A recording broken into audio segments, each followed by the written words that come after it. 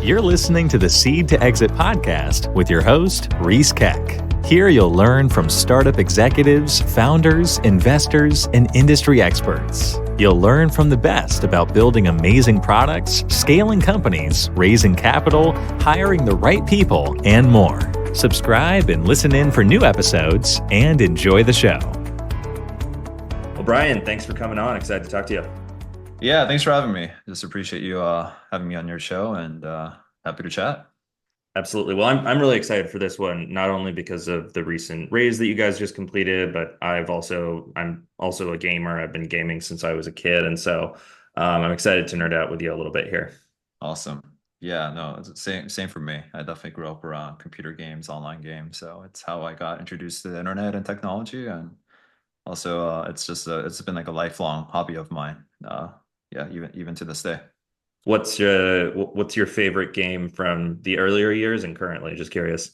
Yeah, earlier years, I spent a lot of time. So I actually was born and raised in Korea. So Okay. this is back in like the late 90s. So like, the interesting story about Korea was it was one of the first countries in the world to get broadband speed internet. Just like, and as you know, it was Seoul, like something like 20 to 30% of the population lives there. So it was like this interesting like petri dish of like what happens if you get broadband T1 speed internet early to population and civilization. And so long story short, yeah, like I think I'm sure you're familiar with the internet cafe culture there. Basically, Yep. it's where people go to play multiplayer games, online games. So I think the two games that obviously spent a lot of time with is StarCraft. So that's Nice. something that I grew up with. It became like our national sport when I was growing up. And then the other game was a game called Lineage, which is like online. It's kind of like in the spirit of Diablo, but it's more Okay. of a MMO game that came it preceded like even EverQuest and World of Warcraft. So it was one of those games that got me into the online gaming. Very cool. Never played Lineage. I played a little bit of StarCraft, and it's funny you say that because the joke was like when the Korean kids log on, like you're done for. Yeah. What about nowadays? I spent, and then, obviously worked at Riot, so certainly played a Sure. lot of League. I've always liked competitive games, but, I mean, I play a lot of single player games these days, and I actually really come to enjoy indie games. So Balatro, which is like a card roguelike game. I've been playing a lot of that. It just came out on iOS. I certainly recommend it. I just have a lot of backlog of stuff. Like I just yesterday downloaded the new Dragon Ball game, and that's been pretty fun Oh, to play. Yeah, nice. it's kind of Okay. like a fan service love letter game to a lot of kids that grew up playing those Tenkaichi games. And then yeah, like Silent Hill 2. There's another RPG game called like Metaphor that came out recently. So anyways, I just play everything. Just Nice. geeking out. I'm a pretty hardcore gamer. So, obviously, we're going to talk quite a bit about, Patron and your current investment thesis and what you're looking Sure. to invest in. But before we get there, I do want to rewind a little bit because you have, from when I was doing research, probably one of the most unusual path into venture that I've seen. So Yep. you went from game development at Ubisoft and Booyah to Andreessen and being a partner. How did that happen? Yeah, I think a lot of it honestly was right place, right time. So I joined Ubisoft as they were transitioning from physical to digital. So this is, 2008-ish when iPhone had just launched. Facebook games were just getting created. And, it was clear that like the games business was going to shift from the box goods model, which, historically it was kind of like the Hollywood style. You would spend a lot of money up front to build a game like Call of Duty. This would be like a 60-hour game, maybe with some Yep. multiplayer component, and then you would basically sell it, then market it like you would market like a cereal box or like a new Sure. Hollywood movie, right? Tons of marketing, sell it for $60. You'd been retailers. Like that was like the old school games industry. And then you're beginning to see like there was this new thing that was emerging, which is like, again, going back to Korea, like the business model around virtual items, games as a service, online games primarily, which are free to play, but they actually don't have a $60 gate for you to start playing. And most importantly is actually building the relationship with users and the game developer. So you're basically bypassing this like old school game publishing model, which is akin to like a book or music publishing model, right? Yep. So long story short, so at Ubisoft, I was one of the first producers on their mobile games, and this is like the first iPhone game. This is like even before we had in-app purchasing or the App Store. So it was Mm. like we were selling our Nintendo DS games and porting it to iOS and selling it for like 40, $50, which was a terrible idea. But I happened to be the producer on those games, which got me early into mobile. And then because I was in San Francisco, like a lot of mobile gaming companies were getting funded. And just by kind of, sheer luck, but also I just was really interested in iPhone and iOS. And, back then startups, by the way, were like counterculture. This is like Sure. pre the Social Network movie. So a lot of people Yep. did not want to join a startup. They wanted to go to like Google or, Microsoft or something back in the day.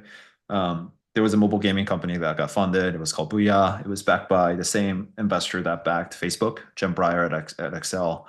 They raised a lot of money through Kleiner, which, at the time they were like one of the top VC firms. So yeah, I basically joined and started working more on the business side of things because they basically had mostly engineers and learned a lot. So the one way to think about that company, it was a competitor to Niantic. Like it came probably Okay. way too early, but they were trying to build real world games, basically games that use mobile GPS. And we made like a competitor to Foursquare, which was like a game called My Town. It's got a lot of users and all that, but unfortunately, we did like a acqui-hire to Zynga. That was like the outcome of that Mm. company. But that's the company that got me kind of my chops around like mobile and social before it became a thing. Got to meet a lot of like, founders, engineers, just like the early, I would say like Web2 companies back in the day. And then one thing led to another, and then that got me an interview at Andreessen. So, I met Ben and Mark, met the rest of the investment team. Um, Originally, they thought they were going to hire me to be more of like the business like development partnerships type of thing. But once I kind of pitched them on the stuff that I knew and what I was interested in, they basically said I should just join the investment team instead. So that was the second non-GP hire that they made on the consumer team. So this is back then they had like, it's a lot bigger firm now, but they've only had 6 GPs. Three of them were focused on consumer. The person I spent the most time with was with Chris Dixon. So helping find, deals like Oculus and looking at crypto and looking at drones. That's where I spent most of my time. What was that transition like going from development and product to an investment role? It's different. I think thing about being a VC is you have to go pretty broad. So when you work for a startup or even like a let's say like a specific industry, you tend to go very deep into like an idea and you get to understand like the all the nuances of like how that business is run. I think what was generally applicable was like how do you go from like a early stage startup to like a Series B startup? Like what kind of founders are good? What are like the attributes that makes these things successful? I think some of that is pretty applicable broadly, but generally, I think with VC you have to have more of an open mind and be able to absorb just a lot of information that goes just across different all types of categories, right? So I went from mostly focused on gaming to looking at things like education and some and like marketplaces, consumer finance, and on the things like especially like a lot of the most interesting startups, like there isn't actually an established market, right? So you actually have to start learning about brand new technologies like things like AR and VR. Um, and then there's obviously things like, crypto, which back then was basically just Bitcoin. Yep. So I think a lot of it is just the ability to absorb new information and then synthesize that into whether that's going to be a good investment or not as an investor. You briefly mentioned Oculus, which you did source and A16Z invested in. Of course, that became a huge success. We actually had Greg Castle on the show a little while back, who was also an early investor in Oculus, but you were the one who sourced it for A16Z. So I'm just curious, could you give us a little bit of an inside look into what it was like to source them, what the investment process was like, and then the general life cycle of that? Yeah, so the way that that deal kind of went through just high level was we saw the deal like super early. This is back when it was like right out of the Kickstarter, right? So I kind of Yep. like learned about Oculus because it was a very successful Kickstarter project.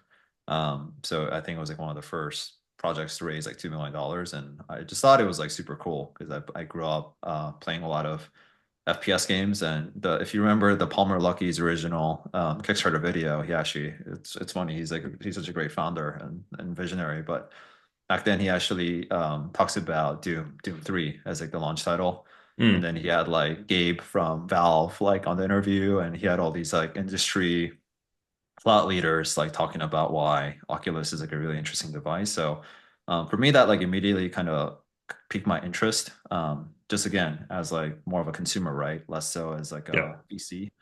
So I pre-ordered, and then we met the founders and got to learn, and I think at the time it was a bit early for us, meaning like it was it just there was a lot of kind of issues around latency and motion sickness, and the product was really raw, and so a lot of open questions. And I think there's actually a book that kind of talks about this specific deal. I forget which book, but it does mention kind of like how I was involved and how we looked at the deal and all that. But long story short, we saw the deal a little bit later on. Again, I was at it was like some game developer conference, like some sort of like a panel where the CEO of Oculus, Brendan Aribe, happened to be on a panel, and he actually talked about he solved a lot of the technical challenges, and then he hired John Carmack, which John Carmack is, if you read like the Masters of Doom, and like how he basically invented FPS, like when back then there was no 3D engine, which is insane to think about. He basically joined on as CTO, and so yeah, I mean, it really piqued my interest, and we got them back into our firm, and that's when we decided to invest. Was we actually all flew down to Orange County to meet them and tried on the latest demo, and all of us were kind of blown away. And it was one of these things where it was like, yeah, like we kind of have to invest, and this is a really cool deal. That's awesome. So obviously a great run at A16Z, and then eventually you did go back to Riot. I was just curious, what made you decide to go back to industry of sorts, albeit in a very different role from when you were more in development to product? So I think just transparently, when I left Booyah and Ubisoft, I actually thought I would never go back into gaming, because I was just like, man, this is a really tough business. Two, it's incredibly hard to understand early what makes a great gaming company, especially for a startup. Yep. And three, like it just also wasn't very clear like how big gaming was going to get at that time for me. But I think what opened my eyes about Riot was I met the founder as he was just like as League of Legends was taking off, and going back to how I grew up in Korea, like I also saw the numbers for like a game that was dethroning StarCraft in Korea, which is just like an insane thing, right? It's just like, imagine if like there's a new sport that got created that dethroned the NFL. Like that was kind of the analogy. So I started digging in and learned that like, hey, this was a super special company. The founder, Brandon Beck, the CEO at the time, which is a very special founder, and he just had this like a singular vision, North Star, and the North Star for Riot was like, how do we be the most player-focused company in the world? Like I still remember that North Star, right? And that actually spoke to me a lot as a consumer, because historically, gaming industry was about value extraction, like especially game companies at that time was about like, how do we milk every cent and dollar from every one of our users, and basically like create this like addiction around like getting people to pay. And I didn't want to have anything to do with that. But when it came for Riot, it was more about how do we like do right by our players. So that's why it's called Riot Games. Like the founders imagine like gamers rioting against the gaming corporations that have historically been very abusive to gamers in general. So I just voted with my feet. It's kind of like it was a little bit too late for us to invest at Andreessen, but I was able to kind of invest with my feet, as you would say. So I joined, helped them build out business and corporate development, became one of their execs, and just basically helped build out the business and scale it. Love that. So I'm going to skip a little bit ahead through that, although I'm sure there's plenty we could talk about during that time. But I do want to fast forward now a little bit to Patron. So if you could give an overview of Patron, a little bit about what you invest in and the inspiration for starting it. So we're an early stage firm. We invest primarily at the seed round. What that means is like $2 to $4 million checks. And the strategy is also pretty unique. We only pick 20 to 21 companies. So what that means is like, we only lead deals. It's very high conviction investing. So we're not doing the spray and pray where we're just investing in a lot of companies. And then we just spend a lot of time like getting to understand the business and the founder and spending a lot of time with them. In terms of like how we view the world, so for us it's less about let's go invest in games. And in fact, like in Fund 1, we're only like 20% games in terms of actual exposure. the 80% is pretty broad. So it can be in consumer applications, it could even be in B2B, deep tech, education, fintech, like what have you. So we use gaming as a lens to underwrite. For us, like everything is a game or everything is becoming a game. And what we Mm, mean by that is um, you think about today, like the kids that are growing up on Roblox, I think, they put out a stat more recently that half of US teens are growing up on Roblox today. And wow. that's pretty insane. Like they log onto Roblox every week, like half of America, right? That's For crazy. teenagers. And you also look at like what are the top 10 brands, consumer brands for Gen Z. A lot of them are like gaming brands like Xbox, PlayStation, Twitch, Discord. Discord is another great example, right? Like that's how teenagers spend their time. It's not on Hmm. Instagram or Facebook. So I think similar to like how a lot of great companies of the last generation were born from products like, like Facebook and Instagram and Snapchat, where like in the beginning it looks like a toy. In the beginning it looks like something that little kids use or like high schoolers or college students use. But if you see the underlying users and how they interact with the internet, like our entire bet is that the future versions of companies are going to have gaming elements, gaming components, gaming DNA, gaming segment of a business. And I think lastly, you can actually look at some of the most valuable companies today, right, that got created in the last 10 years. Look at companies like NVIDIA, where it started off serving gamers and they make Right. GPUs for hardcore gamers and 3D graphics. And now there's something a lot greater. Look at Tencent, where that's the company that bought Riot. Like that certainly started off as a messaging company that had gaming as the underlying business model. Now it's one of the most valuable companies in the world. We think the most interesting companies will have some element of gaming DNA baked into it. So that's how we underwrite opportunities, and that's been the inspiration for starting Patron. So it's almost like the gamification of society or life is kind of the underlying investment thesis. Yeah, and I think it's like we actually don't even like the word gamification because it implies like surface level stuff like leaderboards and Sure. badges and stuff. But I think you're right. Like spiritually, it's more about you can argue a lot of our day to day. You can argue like life is like a one kind of giant game, right? And a game is kind of like a loaded term too because if you look at the actual metrics, there's over 3 billion gamers now. And these Hmm. are even like mother-in-law is playing like Candy Crush, and there's like all the kids Yep. today. So it's more about if you believe that games, the what makes games interesting is already baked into consumer products. Like we think it's just going to evolve more into that direction, where the line between what is a game and what's a great consumer product is going to be blurred in the next 10 years. Well, it's interesting that you said that too. It's because when I was doing research on some of your portfolio companies, I was like, huh, this isn't really a game, but Yeah. that makes a lot more sense now.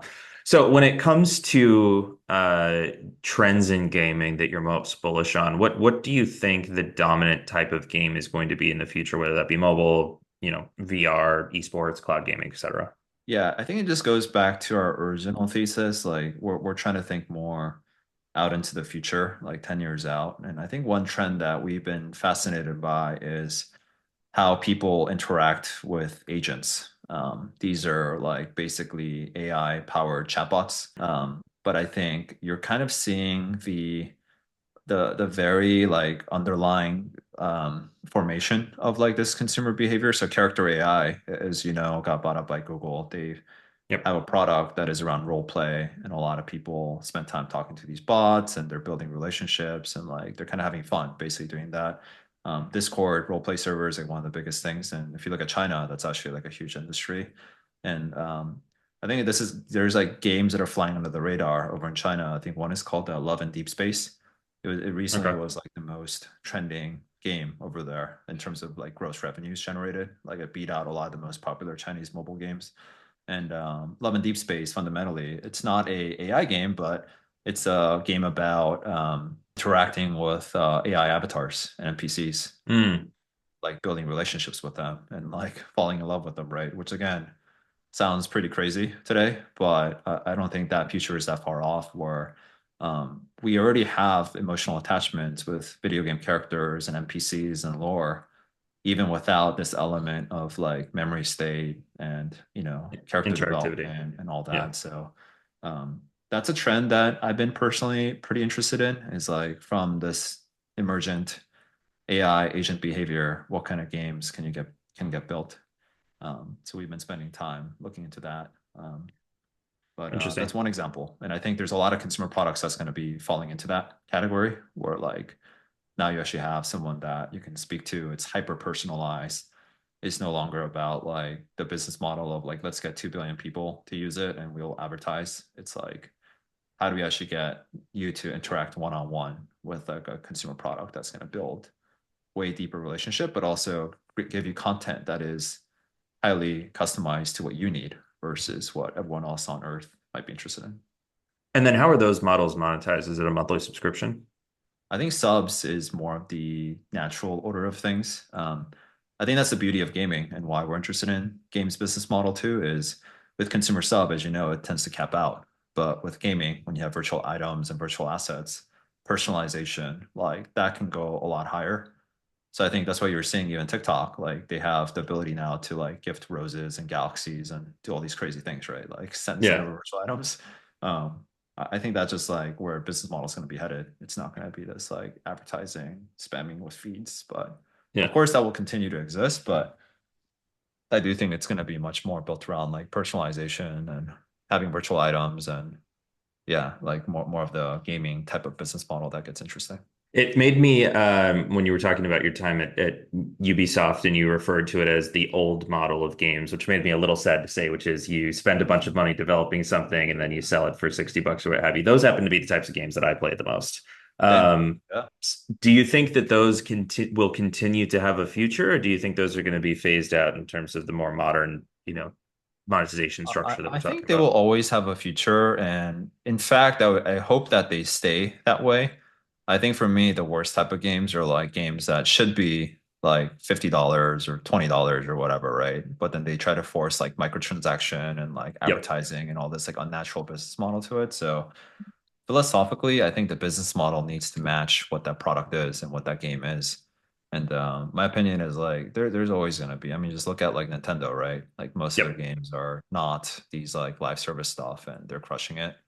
And I'm assuming like Valve, and you look at Steam, and then you look at like PlayStation. A lot of those are Yep. single player games too, so they will persist. But I do think the appetite of what gamers look for will change a lot. And you're already Mm. beginning to see it where like Diablo 4, when it came out, a lot of Gen Z, like they don't even know what that is, right? Like for me, I was like super excited because I played a lot of Diablo, obviously, but I Yep. think and I think that's fine too. I think you go to like a BlizzCon and it's mostly like people in their 40s and now probably in their 50s. But I think that's fine. You can age up with your gamers. Like that market will continue to want to be part of your business and be loyal subs hopefully. So it's not to say like you always have to go younger and look for the hottest and the next greatest thing. But as venture investors, obviously we're trying to not short the future and look for like interesting companies. So yeah. Absolutely. Well, and this also is, the first time we're starting to get to an age where people have been growing up and playing video games their entire lives. So now there is a market for, 40s, 50s, 60s gamers, whereas 30 years ago, it just didn't exist. I also find it interesting that you mentioned the microtransactions and the other less than palatable, methods that sometimes gaming companies use to monetize things. And I think probably two of the things that drive me the nuts the most are microtransactions, and then also these day one DLCs where it's, you bought three-quarters of the game, now pay 30 bucks to unlock the rest. Yeah, that's As terrible. the Yeah, as things can, and the frustrating thing is that it works. I mean, do you think that there will be a time where the consumer just says, nope, no more of this, and those die out, or do you think it's here to stay?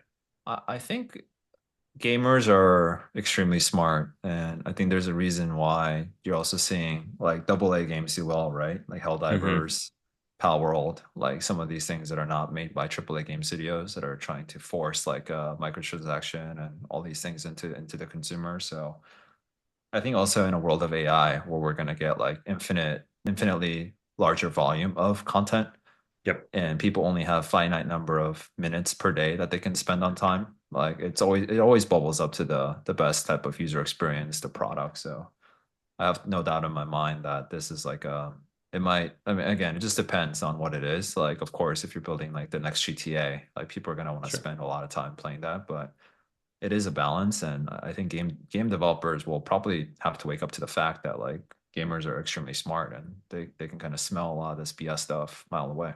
Yeah. mentioned the AI in gaming, so let's talk about that. What do you see as the future involvement of AI in gaming? Do you think that we'll just use it to speed up development and we'll have more games? Will there be entirely dynamically generated AI games? What are your thoughts? Yeah, I think as it relates, it's kind of two things. On the development side, I think you're already seeing it happening, which is like the efficiency gains. And this is even not even including games, like this is software development in general, right? You're seeing a lot better efficiencies with even things like Microsoft Copilot and Hmm. these productivity things that are coming online. I think with games, like one of the biggest sunk cost is around like things like animation, art pipelines, like things like that. I do think it will help create a lot of efficiencies. I don't think it takes away the creative element of the job, but it will definitely impact more the day to day, like how these things get created. So it's kind of like a world where like pre-Photoshop and Photoshop and how that kind of changed a lot of like that industry, right? Like even the photography industry. Maybe that's one way to think about it, like photo editing industry. Hmm. Um, so I think on the like more of the enterprise productivity side, like absolutely, that's going to change the industry. And I hate to say it, but it probably means like even more cuts and layoffs, right? Because game studios now don't need as many people to be able to build these games, and then you basically have to fight for margins and like Hmm. probably big studios eventually will turn to that. I just generally think like they're going to take a longer time to do it because they already have a great workforce and AI is not there yet. It's going to take some time. Like it's not like the asset is as good as a hand-drawn thing, right? And Sure. I think it's going to take some time. It's getting there fast, but it's going to take some time. So that's on the B2B side. I think on the player side, that I think is also like it's still pretty early, but maybe there is where you see more of things speeding up. So we most recently put out a term sheet to a company that is building like a simple games that have kind of it allows like the basically the game engine using AI and ML to create like permutations of these games and puzzles that Hmm. actually is solvable. So it doesn't matter if you can actually create, let's say, like bunch of puzzles or things, right? If it can't be solved, which I think is like Yep. pre-AI. But now if you can create these things like that actually has like an endpoint, maybe you can create like better roguelites. You can create Mm. better types of games where it's like hyper personalized that has like proc gen and UGC where it's like just a lot easier to do it. Um, I also think just like probably what's going to happen to movies and TV, like games are going to becoming more hyper personalized. So I think like there's going to be elements of games that just again like plugging back into like what AI does best is more about personalization, understanding what you like. I think you'll probably see games that have more even deeper personalization, and I think that's what kind of made League of Legends business model interesting, right? Was skins was less about buying digital goods; it was more about self-expression. Like I Mm. want to be this type of champion in this kind of fantasy, so I'm going to pay for the skin. Like I think you'll see maybe more of that kind of behavior where people want more experiences that are accustomed to them. But honestly, I think with these type of things, like it's really hard to guess. And just like a lot of the consumer stuff that usually takes off, I think as VCs, we can kind of guess all we want, but we kind of won't Sure. know until we see like an emergent behavior. And it probably will look nothing like what's worked in the last generation of games. So I suspect the games that do well this generation that have some AI component are going to look very different than like a League of Legends or, like a $60 AAA game. It's probably going to look closer to like a character AI, if I had to guess. Do you think there is a world where, like, let's say I create an RPG and instead of the NPCs just having dialogue trees, they're dynamically generated using LLMs? Do you think that's possible, or would that just create too many openings for stories and things that just wouldn't make I think sense? I think it's possible. You're kind of seeing that with even sim games like again, they don't have it in there, but imagine things like I don't know, like Stardew Valley or like RimWorld, right? Where you actually Hmm. have these like AI bots already running around NPCs and they have personalities and they say stuff. But I think where it gets interesting is if those things just feel more alive and they can make their own decisions. It's kind of like I think maybe like one AAA version of this is like Baldur's Gate 3. I don't know if you played Yep, that, but it I has did. like Yep, infinite amount of dialogue trees where it's just insane, right? it's It's like, incredible. Yeah, yeah, yeah. yeah, it's like the most insane thing that they built. I love it because you can play that game forever, but I just think that's like maybe a glimpse of what these AI powered games can feel like, which is just like you have infinite variability and it's not just like this one thing that you play. And I think that's a nice thing. I think again, like people kind of bash on AI talking about how it's bad for creatives and developers.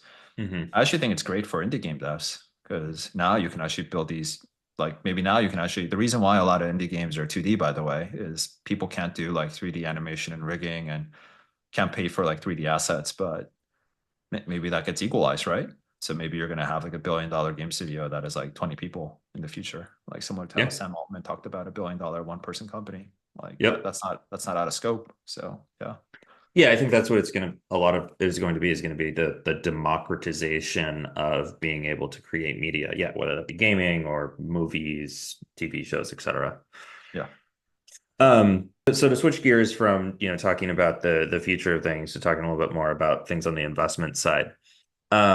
How are you assessing product market fit for early stage gaming companies and what metrics do you track? Because I personally know a lot more about SaaS and obviously know a lot about games as Yeah. a consumer, much less so as an investor. So what are you looking at? Yeah. So again, we generally don't like investing into pure games because Sure. it is extremely hard to guess as investors. And again, I think most gaming content stuff should be backed by game publishers, not by VCs, just by the nature of that business. But I think like less quantitative stuff we look for is there potential for market creation? Meaning, Mm, are you building in a space that truly is blue ocean that like a game publisher or strategic or like a Tencent or like a NetEase or Riot or Epic's not going to go after and build a way better version of it using their distribution and resources and dollars, right? So that's like one fundamental thing we think about is like why in this moment in time that there's going to be like a new creation of a new type of business built around games. mhm. The obvious question we ask is like, are you building a game? Are you building a game studio slash business or are you building a game? So like I think fundamentally a lot of game developers are doing the latter where they just want to build a great game. That could turn into a big game business, game studio, sure, but it's also like super high risk to just put everything into one eggs. And well, again, going back to like most of these things don't turn out to be $1 billion thing. So like I think Right. that's fine, but that doesn't meet the venture criteria. So those are kind of two macro stuff that we think about. Um, More tactical stuff we look for early stage seed stage is we definitely focus a lot on the team. Like have they don't have to been we actually kind of prefer game makers that actually don't come from games. I know this sounds kind of weird, Interesting. but it's kind of like the PayPal story, right? Like if the PayPal founders came from fintech, I think it would have not turned into PayPal. We kind of like this idea of like you come in from like a different angle and see things from like first principles and how like reimagine using everything that is available today, what like a new type of game or game experience could look like. So some of our best founders actually don't even come from games, but they're kind of building around the gaming space, which is interesting. And more importantly, is like, can they recruit the right talent? And like going Hmm. back to the Riot story, which is like 2012, 2008, 2009, actually, that's when that thing started. But Brandon and Mark were like 1 or 2 years out of USC. Like Wow. like Brandon had like 1 year at Bain Consulting, and then Mark was like, he worked at some random bank, like out of undergrad. But what they did have was they spent thousands of hours playing Dota and they were very deep with the Dota community, especially the modders and developers. So Hmm. they were able to convince those guys to leave, like kind of drop what they were doing and turn that mod into a business. And then they started like using that, hiring people from Blizzard, which again sounds insane, but like they were able to do that. So I think like those are kind of things that we look for at the seed stage is like kind of founder actually convert talent, build the right team to be able to execute. And then we spend lastly because a lot of us, both my co-founder and I, like understand what a good product, especially on the gaming side, looks like. We spend time a lot with the product, and that's when we Mm. typically invest. Is usually when there's like it doesn't have to have a lot of users or metrics, but we have to feel like this is a well crafted thing. Like it's not like it doesn't have to have all the polish, but it should feel like a good product. And we're betting on that, right? Along with like if they have like a passionate user base of like 100 people, like we love that Hmm. too. Like we'd rather have that versus like 10,000 people that churn after one day. Yep. So these are some of the elements that we try to poke at and understand. Yeah. So the Riot founders, so they had a bit of a competitive advantage when it came to attracting talent because they had invested thousands of dollars into the Dota community. So that's how they made their first hires, and oftentimes founders are making their first, call it five hires from their network. But for founders that don't have that advantage of the thousands of hours invested, what are some of the best techniques that you would advise founders to use to attract talent? I think build a great product that people talk about, that they love, and have are getting traction, right? I think you need like something to show for your lack of like experience or what have you. And I think it's incredibly easy to create like, Steam games now, lightweight games, things like that. I think that's ultimately helpful. But yeah, I don't think there's necessarily like, I don't know if I would give any kind of blanket advice. I think it's a lot of it is like, if you don't have game development talent, then you should be able to bring other elements, right? Maybe you're like really good around creating like NPCs or like AI Hmm. bots. You understand that space really well. So it's less about like from like no founder and CEO on day one has everything figured out. They're usually like very good at something. So if you're a highly technical founder and one of our investments, like they're like the ex MIT research labs team where they were trying to build like a human brain using software. Hmm. They shut that thing down and started a new company, but they actually hired good games talent. Like these are the things that we would probably recommend is make sure you fill the gaps. And I think that's what great founders do anyways. Um, and then when you said you're looking at a great product, obviously, at seed stage, you've built your MVP, you have some decent traction. You said maybe you have a user base of 100 engaged users. How do you delineate these as good bones but need some polish versus this has some fundamental flaw that doesn't make sense for us? Yeah, I think it's probably, I think one of the things that we've tried to look for is like, is this a product that I'd want to use every day? Like is there some sort of magic in it that really like hooks me? And it's not just something that's like novel because there's plenty of consumer products that's like really fun to play for the first like few days, and then you Hmm. just ends up kind of being like a toy or like a nice to have. So um, I think that's kind of the crux of it. And then maybe it's more of like the Riot ethos, but even when we created in game development, you call it vertical slice, which is like a Hmm. 15-minute representation of a game. Some people will create kind of like really like bare bones, like wireframe prototypes for their vertical slice. But at least at Riot, we try to create the full game as close as possible, meaning like there was music, there was art, there was like a full experience. Um, so that's kind of like what I mean by craft when it comes to games is like, thing about games is like a lot of it is not science at all. It's where art meets science, right? And I think you need to be able to really demonstrate the art side. And that's the hard part about being a gaming CEO is you have to be like as much of a creative and like a game maker. It's like you're like a clock maker, but it has to be not just working. It has to be beautiful and needs to have like a lot of these like bells and whistles that makes that thing tick. So I think these are the things that we try to dig in for. And then more importantly is like, do you understand your audience? And I think that was Hmm. actually the secret sauce that Riot had was they were like one of the few people in the world that really understood the player pain point. Like that, like League of Legends was actually solving a pain point around Dota. I don't know if you ever played Dota, which was I Warcraft didn't. 3, right? So yeah, please educate me. It was like an incredibly fun game if you played with like 10 of your friends.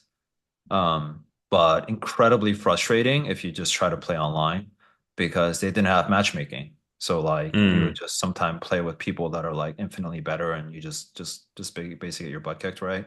Yep. Um, they had these mechanics in there, like in League of Legends, it's called laning, where like there's a element called last hitting. Again, I'm getting like really technical, but You're there's a good. part of a game that is in Dota like creep deny, which is basically an element of like ma- like it just basically like think of we used to call it like the unfun mechanic where Hmm.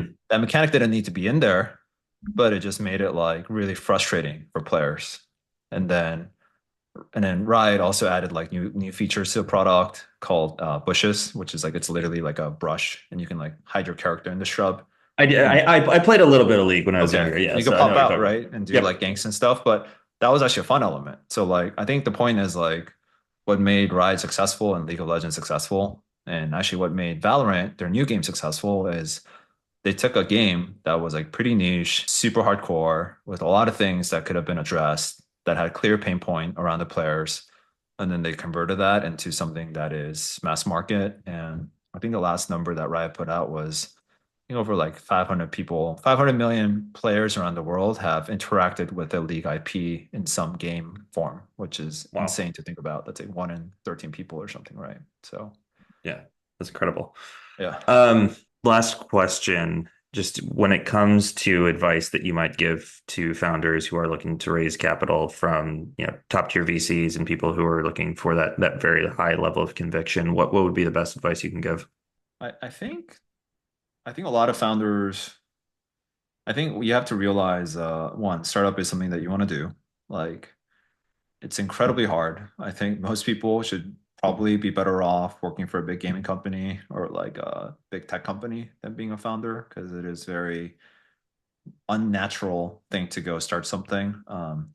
You need an insane amount of courage, because everything's going to go wrong, by the way. Like, in the history of startups, there's never been a startup that is like, you launch something and it was easy. Fire. Yeah. I mean, it's like the Social Network movie, right? Like, you're coding one day and then the next day, like, you're on the beach, like, sipping on cocktails. Like, that does not happen. Like, it's a very hard journey. But I think despite that, if you're willing to go build something, I think then it's about building just a lot of conviction in like the early product that you have. And I actually recommend to a lot of founders too, like, if you can bootstrap it, you should. Like, don't raise a lot of money up front, especially. That's like probably the other advice I give is, it's interesting advice coming from a VC.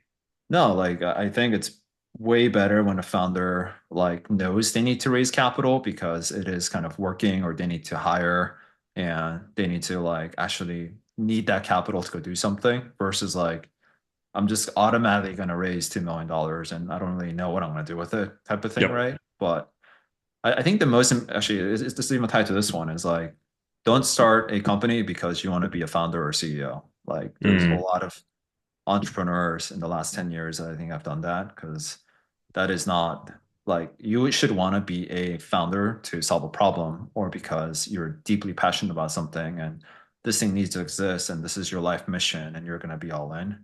Like, I think, again, it's not to generalize, but like, there's a lot of, because startups have become so mainstream culture, like, it's almost like, hey, like, I have this great resume. I went to great school. Like, I got this great job at this amazing tech company or startup. Now, the natural thing for me is to be like a tech founder, right?